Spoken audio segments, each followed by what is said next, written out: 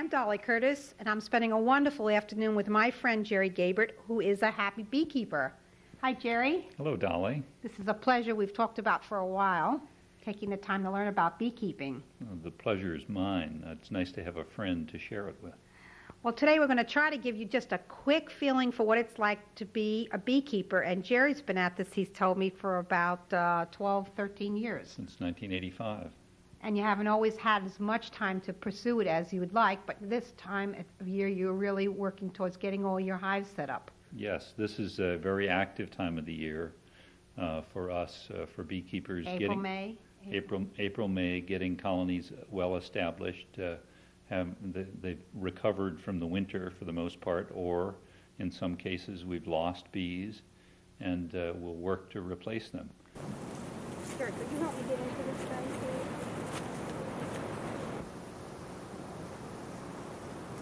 So it goes right directly over your head, and then zips around, and this should zip. Am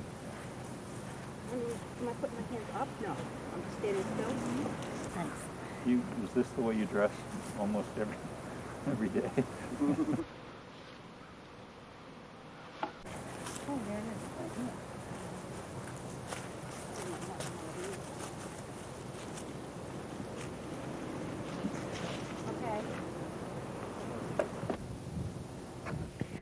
So, Dolly, what we have here are two hives that we're about to install, new hives this spring. Okay. As we've talked, as a result of the mite problem, a lot of us beekeepers are having problems with the loss of our honeybees in the wintertime. I understand. It's really a big problem, Jerry. Right. And I had 9 colonies last fall. We lost 4 of them over the winter, so I have 5 left now. And what we're doing today is installing 3 new hives. One that we've already installed, that's over here in another part of the yard, and 2 here that are the hives are just now being set up so that we can install the bees. Well, where do you get these bees from? The bees, we order them through Ed Weiss, who is a supplier in Wilton. And Ed has, for a number of years, ordered bees, I believe, from Georgia. And they come up by truck from Georgia about this time of the year, early in May, about late April or early May. And each of the local beekeepers, many of the local beekeepers, I should say, purchase colonies through Ed, have for a number of years. So that's what you have in these boxes right here, the bees that you've just adding now that you've just picked up from Mr. Weiss. Yes, that's right.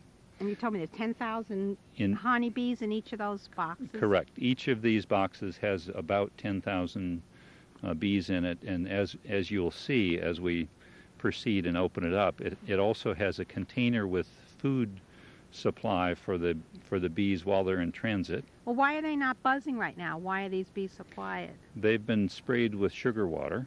Okay. So it has a tendency to calm them down, and they're just normally docile. They're not protecting their home yet. That's correct. And where's the queen? The queen is actually in a separate cage inside the box.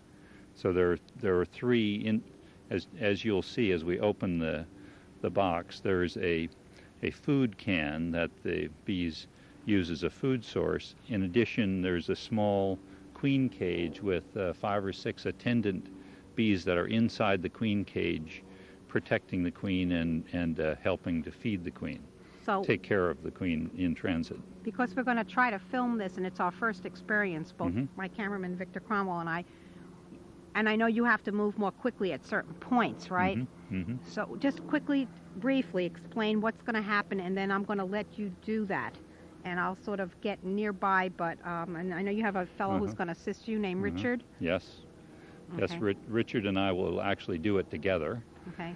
And what's Richard's name? Richard Miner. And he's visiting? He's visiting for the weekend, yes. Okay, in Easton. Yes, here in Easton.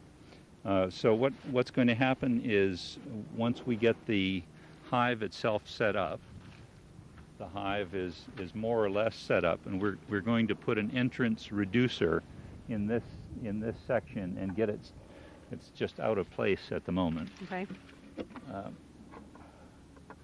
We're going to move it up like this so that the entrance to the hive is restricted. To just that 1.5 inch space? Yes, just this space here. And what that does is it permits the colony to get established. What we will do is remove one of the frames, and this is the interior of each of the deeps, and this box is called a deep. Okay. Each of them have 10 frames which have foundation on it, which is beeswax foundation, on which the bees will build out comb, and then they'll use it. These 2 levels, the first and second deep, are for the bees themselves, and then if it's been a good year, the beekeeper will put additional smaller shallows on top. On top, and stack them on top, and that's excess honey for the beekeeper. All. Thanks, Jerry. You're welcome.